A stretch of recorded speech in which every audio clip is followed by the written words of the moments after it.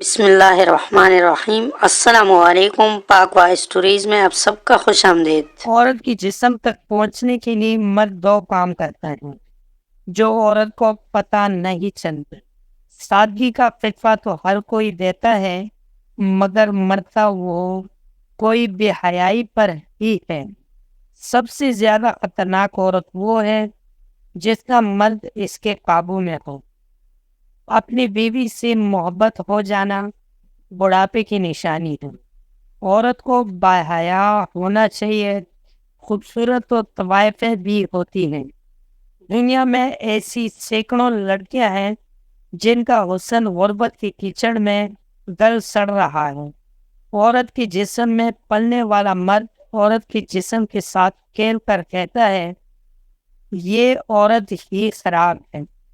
کسی لڑکی کی زبردستی کروائی گئی شادی کے بعد ہمیشہ سرخ جوڑوں میں جنازے دیکھیں۔ نکاح کر کے ساتھ لے جانے والا تھوڑا کالا صحیح، لیکن گن کر کے چھوڑ جانے والا خوبصورت محبوب سے لاکھ گنا بہتر ہوتا ہے۔ عورت جسے زندہ درگور کیا جاتا ہے آج عزت دینے والے اسلام سے آزادی چاہتی ہے۔ نسلی بکری کے کانوں سے اور خوبصورت لڑکی کے پاؤں سے پہچان کی جاتی ہے۔ مجھے عورت کو دیکھ کر بہت دکھ ہوتا ہے جب اس کی ساکھ پر دبا لگتا ہے تو وہ اسے مٹانے کے لیے داڑھی نہیں رکھ سکتی۔ عورت نہ کہہ دے تو مطلب ہوتا ہے شاید، اور اگر شاید کہہ دے تو مطلب ہوتا ہے ہاں، اور اگر عورت ہاں کہہ دے تو سمجھ لے وہ عورت نہیں۔ عورت کو ہر طرح کی بدنامی سے بچنے کے لیے ایک گھر کی ضرورت ہوتی ہے، اور مرد کو دن رات غلامی کرنے والے نوکر اس عورت سے پڑھ کر کوئی اچھا نوکر نہیں مل سکتا۔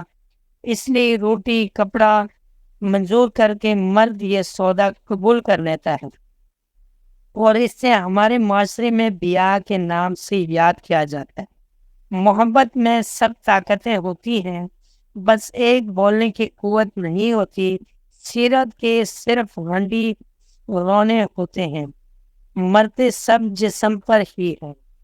عورت کی جسم تک پہنچنے کے لیے مرد دو کام کرتا ہے جو کہ عورت کو نہیں پتہ لگتے۔ پہلا کام ہمدردی دکھاتا ہے، دوسرا کام عورت کو یقین کو دلاتا ہے کہ وہ خوبصورت ہے۔ دوستوں، آج کی ویڈیو آپ کو کیسی لگی؟ امید ہے کہ ویڈیو پسند آئی ہوگی۔ اگر ویڈیو پسند آئی ہو تو ویڈیو کو لائک کر لیں، کمنٹ میں اپنے رائے کا اظہار ضرور کر لینا، اگر ہو سکے تو شیئر کر لینا۔ ملتے ہیں اگلی ویڈیو میں، تب تک کے لیے اللہ حافظ۔